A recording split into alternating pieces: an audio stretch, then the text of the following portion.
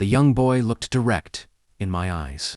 His face filled with terror on my friend's birthday. "Go away. Turn and go back home," he said, his small voice hoarse. I still remember that night like it was yesterday. "My name is John, and I was drowning in stress. I'm not feeling well, boss. Think I'm coming down with something," I said, sitting at my desk, trying to focus on my work. My boss looked up from his computer. "Go home and rest. We'll manage." I dragged myself back to my house, hoping to collapse onto my bed. But as I opened the door, I was hit with loud music and laughter. My wife Sarah grabbed my arm. "Hey handsome, hurry up. We need to attend our friend Betty's birthday party." My heart sank. Party. I forgot. Completely forgot. Sarah smiled.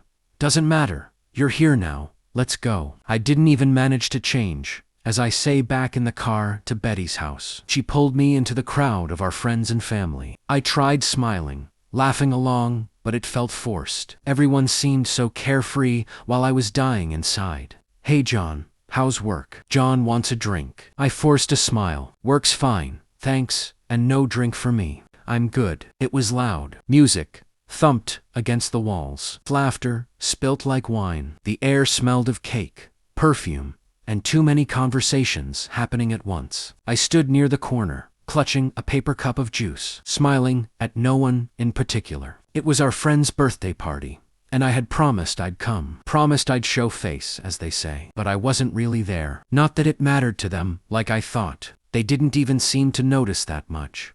Why am I even here? I asked myself. My thoughts were elsewhere. On the week I'd had, the ache behind my eyes that hadn't left in days. Here, in my work clothes, my best smile, but inside, I felt like a ghost wrapped in glitter. I forced a smile, but my mind was screaming, "Get me out of here. I'm suffocating." That's when I saw him, a young boy, maybe 10 years old, standing by the food table, looking straight at me. He walked towards me, curly hair, big eyes, a smudge of chocolate on his cheek. He walked up, tilted his head, and said, "I know you," he said softly. "You're Mr. John. My mom says hi." I smiled weakly.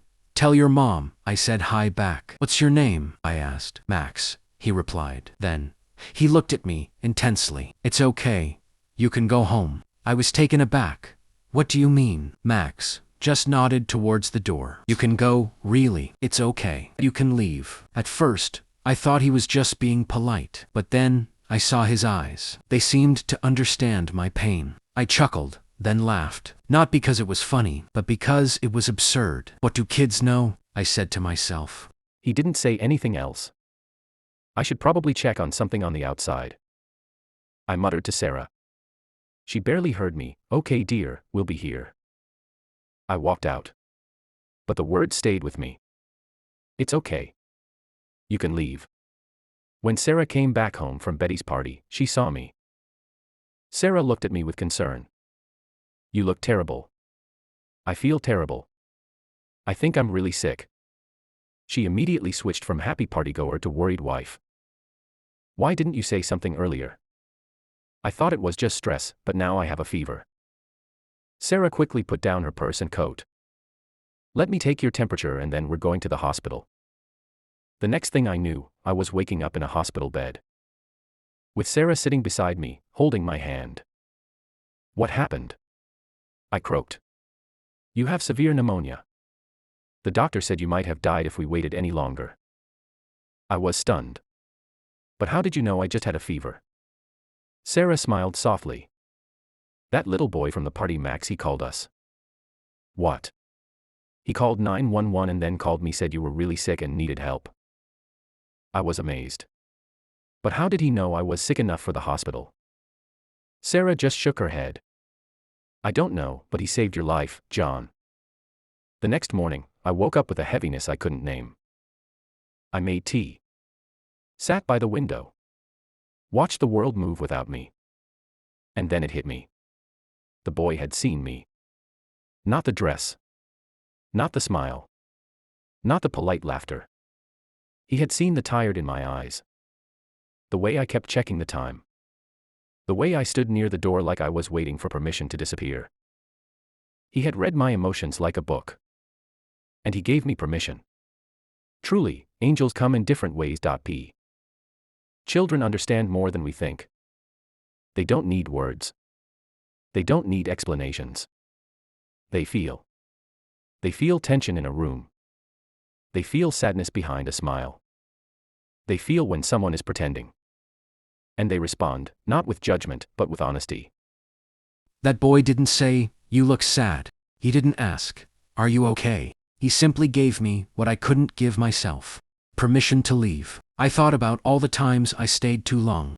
At parties, in relationships, in jobs, in conversations that drained me. I thought about how often I waited for someone to say, "It's okay.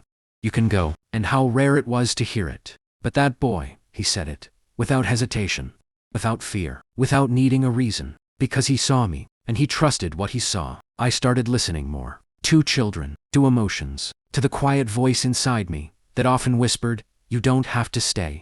I left a meeting early next week. I declined an invitation I didn't want. I sat with my feelings and let them speak.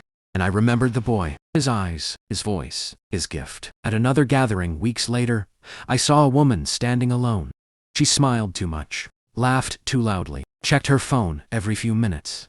I walked up to her, gently touched her arm, and said, "It's okay. You can leave." She looked at me, startled. Then, she smiled, really smiled, and whispered, "Thank you. If my story moved you even, just a little, do me a small favor. Leave a comment. Give it a heart. Like it. If it spoke to you, and if you want to walk deeper into this journey with me, come watch my videos on YouTube. Your views, your support, your presence, it means more than you know."